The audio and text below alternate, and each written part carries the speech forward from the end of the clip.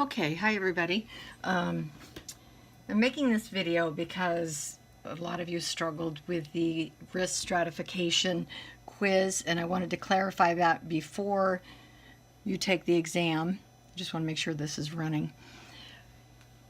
So I'm going to talk about the risk factors, and at the very end of the video I'm going to give you another bit of information that you should know. So let's start with the risk factors. Age is a risk factor. So if you are a man at or greater than 45, and a female at or greater than 55 years of age, then that's a risk factor. Family history. If your father, brother, or son, that's what a first-degree relative is, or your mother or sister or daughter has some sort of cardiovascular issue before the age of 55 in a man or 65 in a woman, then that means you have a risk. I'm going to say that again. If your father, brother, or son has a heart attack or coronary revascularization, so, they do a bypass before 55, then it means you have a risk. If your father has a heart attack at 56, technically that's not a risk. If your mother, sister, or daughter has a cardiac event before 65, then that means you have a risk. If your grandmother has a heart attack at 40, that's not a risk. Grandmother's not a first-degree relative, nor is a cousin. Just one up, one across, or one down. Mother, sister, daughter, father, brother, son. Let me give you an example with a student I had. Unfortunately, I had a 21-year-old student with an 18-year-old brother who had a heart attack and died. Not my student, but the 18-year-old brother died. Exercising. That meant that my student, the brother of the deceased, had a risk factor. And he had to go for medical screening. As it turned out, he also had a cardiac problem and that required surgery. And he was lucky, in fact, to be alive. That also meant his father had to go get checked. So it only works one level. Cigarette smoking, those who have quit within the last 6 months, or if you're exposed to a lot of smoke, like you work in a casino, or you are a firefighter, for example, then, sorry, I changed the page, then that means you would have that as a risk.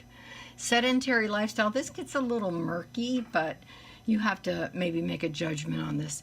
If they're not exercising at a moderate intensity,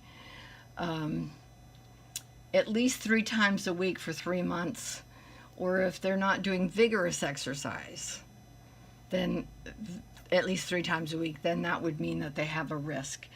And more so now, they say really you should be doing 5 days if it's moderate and at least 3 if it's vigorous. So if someone says to you, I do 2 days a week of vigorous and then I go for a walk on the weekend, that's a judgment, right? I think you'd have to look at all the other factors.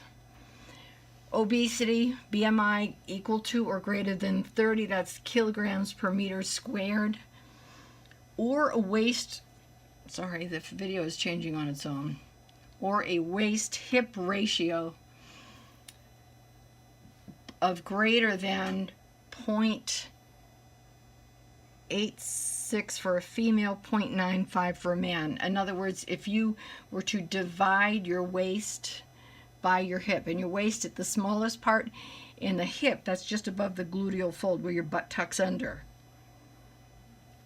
So what that means for a woman is her waist should be no more than 86% the size of her hips. Her waist should be smaller, right? That's a 0.86 ratio, or an 8 to 1 ratio, sorry. It just keeps wanting to change. For a man, it should be, when you divide it, 0.95. You can find the slide in the chapter if you need to look at it and not have it flashing on you. I'm sorry. It's moving on its own. So if you divide if a man divides his waist by his hips, his waist should be really just a tiny bit smaller than his hips, or smaller, right? Equal to or smaller is really what we say. We call that a 1-to-1 ratio because it's 0.95. If you round it up, it's 1, right? Or if you just want to measure it, 102 centimeters or 40 inches for a man, 88 centimeters or 35 centimeters for a woman. Another one that I've heard but I haven't seen in the literature is your waist should be less than half your height. If it's not less than half your height, then you're at risk. And honestly, you can often look at people and you see the big old belly hanging out and you say, okay, I can see with my eyes your waist is greater than your hips, so that means you have obesity as a risk factor. Hypertension. Systolic blood pressure equal to or greater than 140, or diastolic equal to or greater than 90, measured on at least 2 separate occasions. So not one bad reading, but 2 or more. And if either is high, it's high. Or if they're on blood pressure meds, that counts as hypertension. People will say, nope, my blood pressure is good. And in their mind, they're thinking, since I started taking the medication. So that's why you ask those questions. You know, are you taking any medications? If they're on blood pressure meds, it counts as hypertension. If either number of those is high, it's high. So why 2 separate occasions? A lot of times people, maybe they have one bad reading and then they get nervous and it goes up every time. You know, that's called white coat syndrome. They get nervous when they go to the docs. Then they might be told to measure it somewhere else, and maybe when they're not going to be nervous. Dyslipidemia, that's high cholesterol. So the bad cholesterol is the LDL. I always remember that L is for lousy and H is for healthy. If your LDL is equal to or greater than 130, that's milligrams per deciliter, or your HDL is less than 40 milligrams per deciliter, or you're on cholesterol meds, that's dyslipidemia. If you don't have the LDL, HDL, then we would use the total cholesterol, and if that's over 200, equal to or over then 200 milligrams per deciliter, then that's considered having dyslipidemia. And that's real important, particularly the LDL. That's the most important of them all. Pre-diabetes used to be called impaired fasting glucose. So if you're young, your doc probably doesn't do this unless you have symptoms, but once you hit a certain age, they start looking at your fasting glucose. So they'll tell you, don't eat after midnight. Come in first thing in the morning. We're going to measure your blood sugar. And if it's equal to or greater than 100 milligrams per deciliter on 2 separate occasions, then that would be considered pre-diabetes. And it used to be called impaired fasting glucose, if I didn't mention that. All right, so those are the risk factors. That's it. Those are the only factors you're going to count when you're doing a stratification. There are other things that you might keep in mind, like it might be a client says he has 5 cousins that died of a heart attack, first cousins. And you might be thinking, wow, that's something to think about. You're right, it is. But on a test, if you were taking an exam, nope, not going to count that because it's not on the list. Somebody may tell you they're eating Twinkies at every meal, and you're thinking, oh, that's going to kill you. Well, it might eventually, but it's not on the list. Having an ice cream sundae every day, not on the list. Having, brothers and sisters that are obese, not on the list.